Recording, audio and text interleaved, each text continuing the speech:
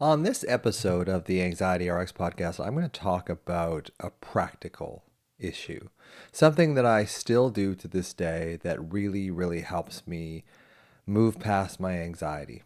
Because the biggest thing about anxiety is it gets you sucked into your head and you can't escape. So we endure what I call the anxiety alarm cycle, which is the old alarm that's stuck in our body from old wounding that's still there. Even if we deny it, it's still there.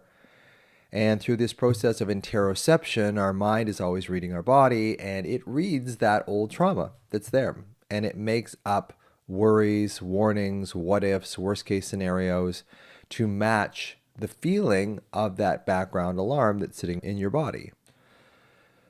So it's really important to break that cycle. If you don't break that cycle, you're going to be stuck in it for the rest of your damn life. I know I was stuck in it for 40 years. It's important to really understand that anxiety is not so much a function of the mind as a function of old stuff, crap, shit that's held in your body. And it's still in there. Now, of course, you can't separate the mind from the body. It is a bit of a construct, but it's a helpful construct. And it's something that's really, really helped me resolve my anxiety. And people ask me, have you healed your anxiety? And I would say, yeah, I would say that I've healed my anxiety. Am I anxiety free? No, anxiety is part of life. You can't get rid of anxiety. Chronic anxiety, compulsive anxiety, you can heal from. Regular anxiety is always probably going to be a part of our lives. There's nothing we can do about that. Unless we become a Zen Tibetan monk or something like that. And even then, I think they probably have a little freak out here and there. Can't imagine monks not just losing it every once in a while. Anyway, that's just my theory, probably out the window. But getting back to practicality. So it's really about tolerating this alarm and not just tolerating it in our system, but embracing it, because I do believe that that alarm is your younger self. It's a part of you that got held immobile or felt powerless, because when we're children, we do feel powerless. If your father's schizophrenic like mine was, or an alcoholic, or your mother's narcissistic and freaks out every time that she doesn't get her way, that causes trauma, that causes alarm, and it gets stuck in our body. And it's very difficult to clear that if we, every time we feel that alarm in our body, we go up into our heads and start to ruminate. Now, when we were children, that was a way of tolerating uncertainty or doing the best that we could at the time. So we go into our heads as children because that pain, that alarm, that trauma that's stored in our body is too much for us to bear.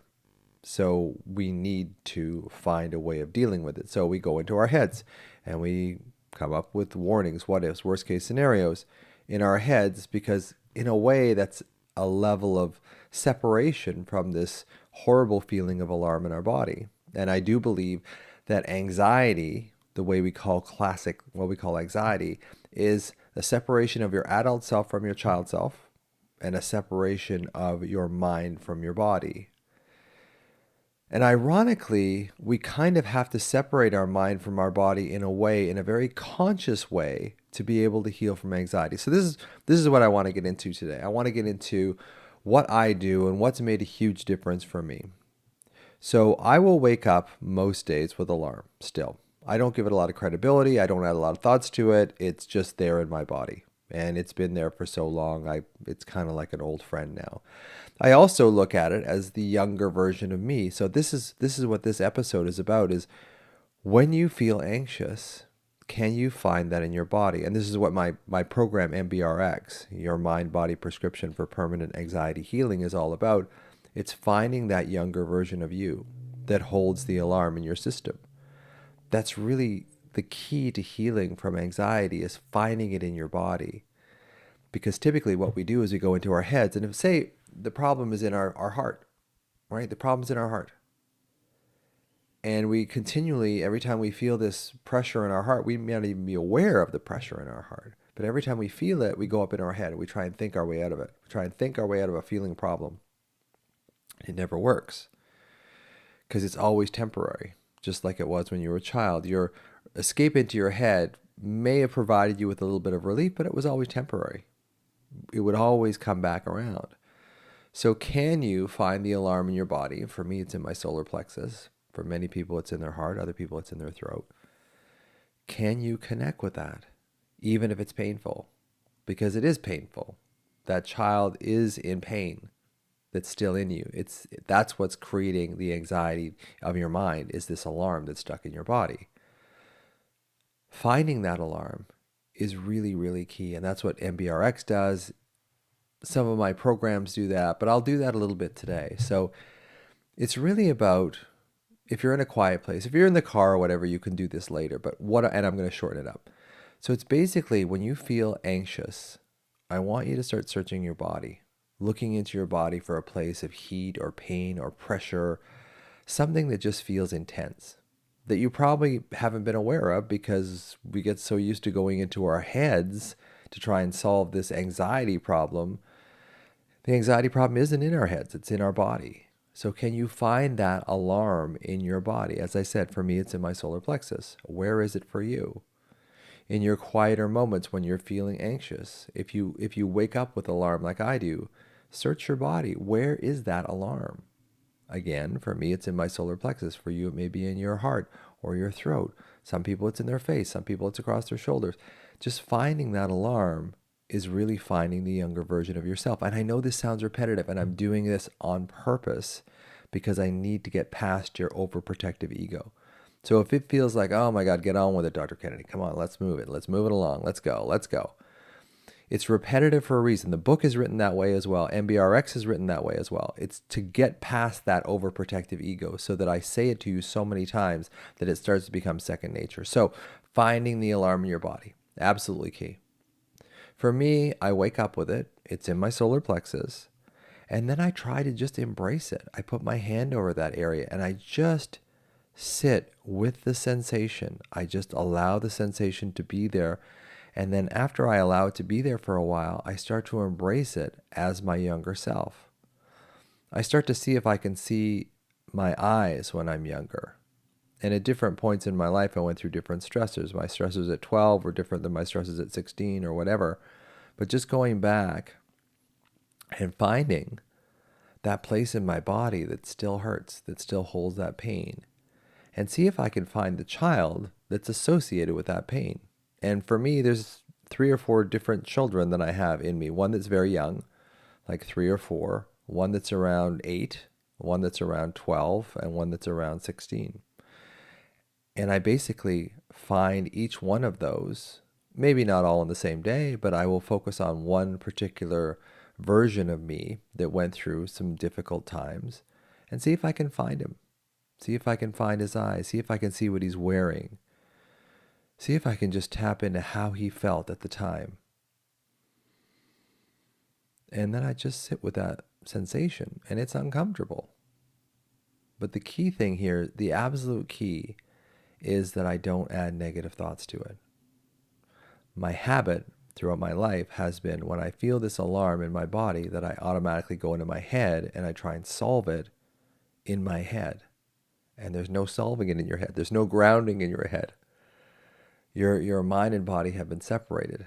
And in a way, as I said, I am trying to teach you how to do that in a positive way, in that you separate the compulsive worries from this sense of alarm that's in your body. So when you feel this alarm, of course you can't do this when you're driving or whatever, but when you feel this alarm, put your hand over that area. Find that area of alarm. And then just practice staying with it and then going deeper into it. And then can you embrace it? Not just accept. There's a lot of stuff out there on Instagram and wherever about, oh, you must accept your pain. It's like, no, you must embrace your pain, because your pain is your younger self. Your pain is the child that's still in you. So give them the love and attention now, that child, that they didn't get back then. Show them that they're not that powerless, helpless child anymore. Show them that you're there to protect them. Bring them along. I've shown my younger self that I've become a doctor and a stand-up comedian and a yoga teacher. I brought him along to that because the amygdala never forgets, and the amygdala has no sense of time. So a lot of us have a child through the amygdala in our brains that has stuck. We are stuck at that age. And I know this for a fact. I know there's a feeling when I watch them take my dad away in the ambulance. There's part of me that's stuck there. And there is a theory that says that if you experience a trauma as a child that's not resolved, part of you stays stuck at that point for the rest of your life. And I do believe that it does form this little groove inside of us. But can we really focus on that, even if it hurts, even if it's painful, to just sit with it? If you wake up with it, or the anxiety starts as the day goes on, or as the sun starts going down, can you sit with that pain? Can you allow it to be there?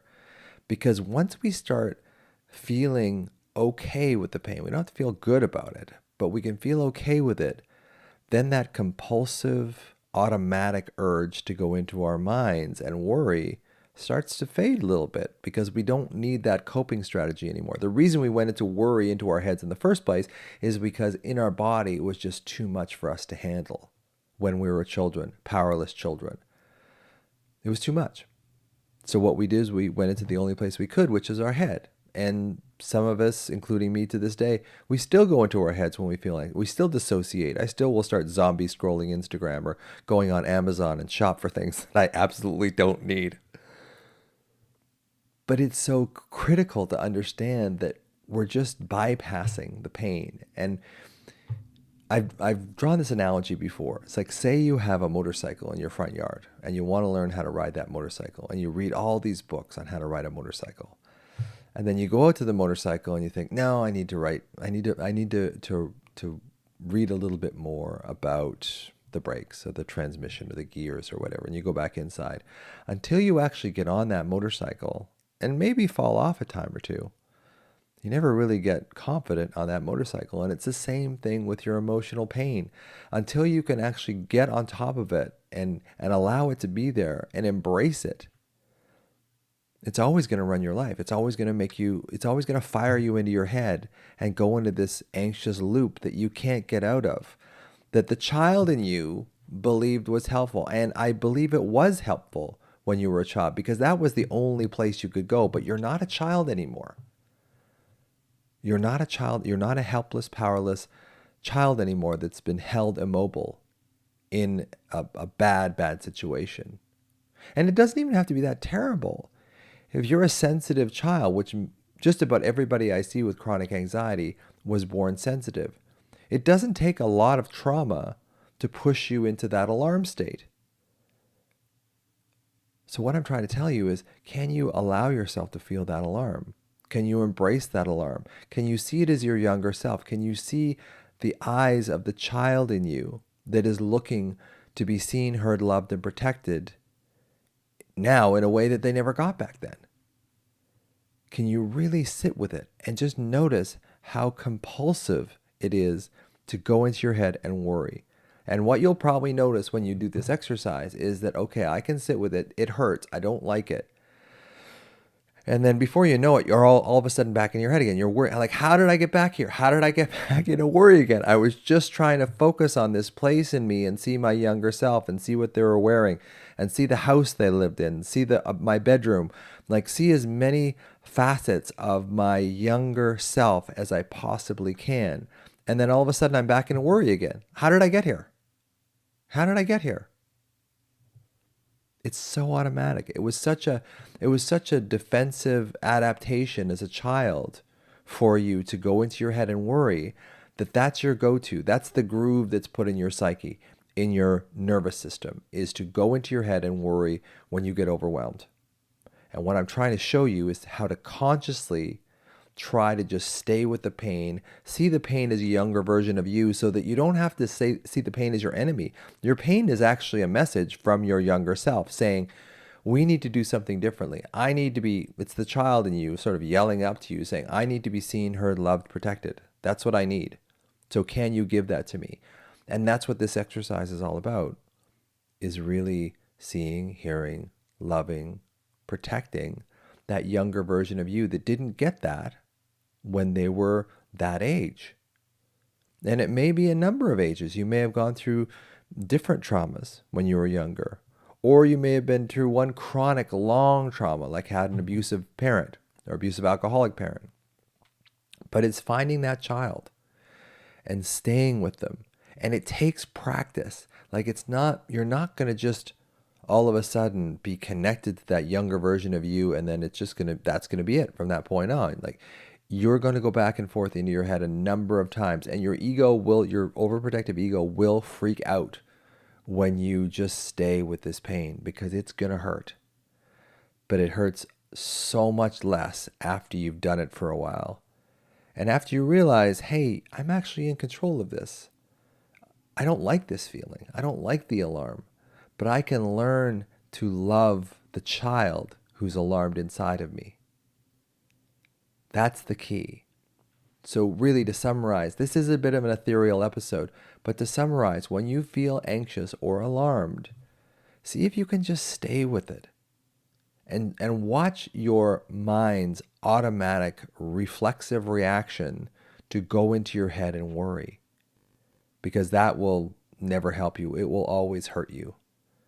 And if you can acclimatize, and Bessel van der Kolk talks about that, and The Body Keeps the Score, we're not teaching people how to get rid of their anxiety. We're actually showing you how you can acclimatize to the sensation in your body. And once you acclimatize to the sensation in your body, and this is what I wake up with every day, I know I have a choice at that point whether or not I add thoughts to it. And sometimes I get sucked into my thoughts for a few minutes, but in general, it's like, no, I'm not going there. I'm not doing that anymore. That's not me anymore. And I want that to be you. I want that for you. I want you to be able to feel that alarm in your body and not add thoughts to it. Because then, like the motorcycle, you start to adapt to it. You start to acclimatize to it. You don't automatically go up into your head. And again, this is repetitive for a reason, because your ego is going to defend against this madly. Stay with the pain. Stay with the discomfort. And don't allow your mind to take over and start making up warnings, worries, worst case scenarios. Because that will keep you in that alarm anxiety cycle forever, and you will never get out of it. Now, there are some traumas that are too much for any of us to bear: physical, emotional, sexual abuse. Then you need some help. It's hard to stay with that trauma. If you find that you just can't do it, it's probably a good sign that you need a therapist or a counselor to help you. Because this is the only way out. The only way out is through. You've got to feel it to heal it. You have to bring it up to the surface. You have to see that pain as the younger version of you that you don't want to connect with, because that child holds all your pain. So why would we want, as adults, why would we want to go back and visit that child? Because the child holds all our pain from being bullied or neglected or abandoned or abused. Why do we want to go back there? Well, we don't want to go back there, but we have to go back there. And if it's too much, find someone to help you. Find a therapist, find a counselor who can help you. Preferably one that does like internal family systems work or somatic experiencing work. Psychedelics, I'm not sure about that yet. But when people come to see me and they say, should I do psychedelics? I say, do 6 months of IFS or do 6 months of somatic work. And then if you still feel like doing psychedelics, you can. But the whole key is to be able to go back and find that younger version of you. And you can find them because that's where the pain is. That's where the issue is. It's in that place in your body that you hold your alarm. That is your younger self asking to be seen, heard, loved, and protected. So when you feel the alarm, put your hand over it, breathe into it, really connect with it. Allow yourself to feel the nuances of it. Breathe into it. Just how does it feel? And then you will teach yourself that, oh, I don't like this feeling so much, but I'm used to it. But it doesn't kill me anymore. And the reason why it's so much easier to deal with is you're not adding insult to injury. Yeah, the alarm hurts, absolutely. But when you go into your head and worry, you just stick a knife in there. You just make it so much worse. So probably the biggest thing for me that's helped me recover and heal from anxiety is being able to deal with the sensation of alarm, see it as my younger self, see him, love him, protect him, show him that he's cared for, and do that over and over and over again. It's a much better use of your time and energy to go into that alarm and reassure that younger version of you than worrying. Worrying you will never get out of. Worrying is a trap that you'll never get out of. But connecting with that younger version of you, as woo-woo as that sounds, and as a medical doctor and a neuroscientist, it's difficult for me to kind of go there, but it's the only thing that's really helped me heal from anxiety after 35 plus years of therapy and thousands of dollars. So feel the alarm, sit with it, embrace it, see it as your younger self, see them, hear them, love them, and protect them. And by that I mean your younger self. And that's how you heal. And I'll see you next time.